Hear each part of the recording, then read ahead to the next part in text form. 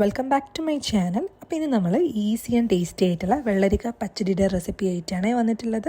അപ്പോൾ അതിനായിട്ട് ഞാനൊരു ചെറിയ വെള്ളരിക്ക ഇതേപോലെ നീളത്തിൽ കട്ട് ചെയ്തെടുക്കുന്നുണ്ട്. നിങ്ങൾക്ക് വേണമെങ്കിൽ ഇത് പപ്പായയിലും ചെയ്യാം. ഇനി നമുക്ക് ഇതിലേക്ക് ആവശ്യമായിട്ടുള്ളത് 1 കപ്പ് തൈരാണ്.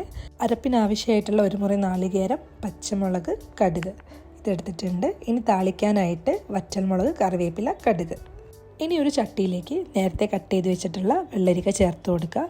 അതിലേക്ക് എരിവിനാവശ്യമായിട്ട് ഒരു വലിയ പച്ചമുളക് ചേർത്ത് കൊടുത്തിട്ടുണ്ട്, ഒരു തണ്ട് കറിവേപ്പില, ആവശ്യത്തിന് ഉപ്പ്, വെള്ളരിക്ക മുങ്ങാൻ പാകത്തിന് കുറച്ച് വെള്ളവും കൂടെ ചേർത്ത് അടച്ചു വെച്ചിട്ട് മീഡിയം ഫ്ലെയിമിൽ ഒരു 20 മിനിറ്റ് വേവിച്ചെടുക്കുന്നുണ്ട്.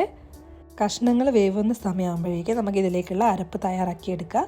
അതിനായിട്ട് ഒരു മിക്സിയുടെ ജാറിലേക്ക് ചിരകി വെച്ചിട്ടുള്ള തേങ്ങ ചേർത്ത് കൊടുക്കുക. കൂടെ പച്ചമുളക് ഇട്ടിട്ട് നന്നായിട്ടൊന്ന് അരച്ചെടുക്കണേ.